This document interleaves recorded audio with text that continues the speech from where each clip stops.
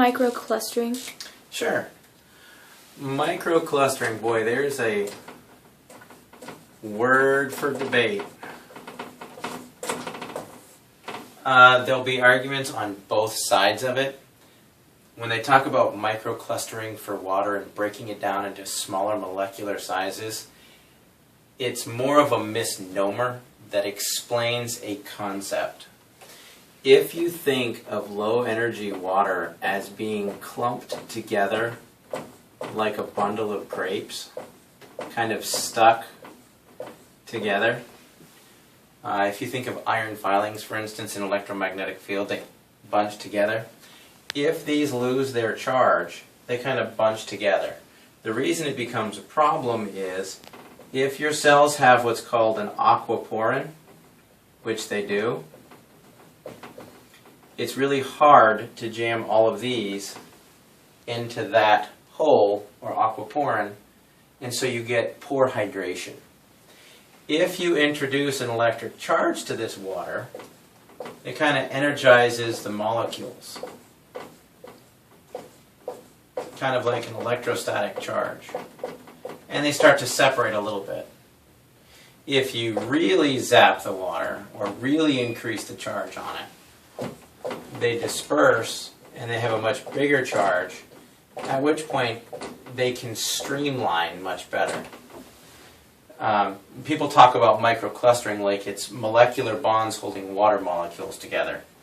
A water molecule is that only. If you bond or create any other bonds of water molecules together, you get something altogether different. I mean, they show pictures like, 6 rings of molecules here, and they're all bound, and they've got hydrogens popping out. That's a whole different chemical compound. That's not water. Microclustering actually pertains more to what we would call the electrostatic charge on the water. The simplest example that makes sense is if you've ever seen a kid on a trampoline or playing with something, and there they are, they're all happy, but their hair is just all standing up on end, and each piece is spread out, separated away from the others. It's still chemically hair.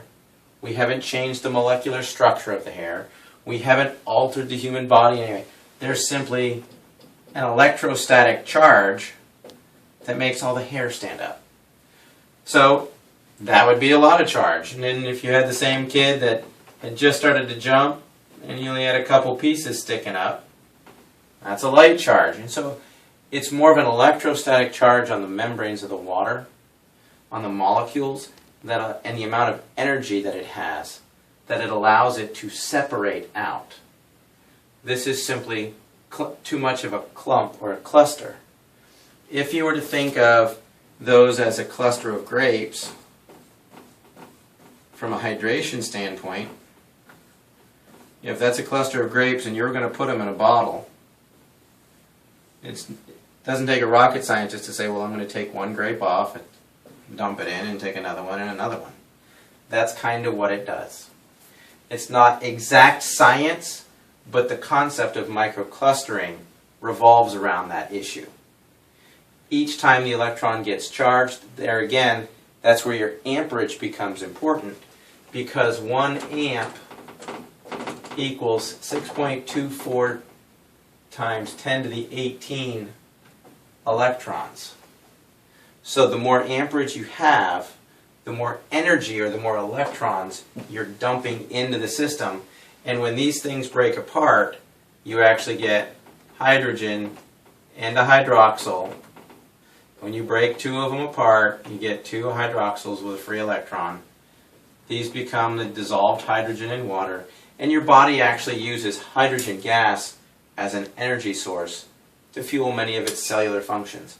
If you look up cellular membrane, things like that, there's even pictures on Wikipedia, whatever, and it shows a cell membrane, and it's got the hydrogens here stuck in it, which, interestingly enough, the charged protons, by definition, won't cross through the aquaporin. They'll hang up in the cell membrane.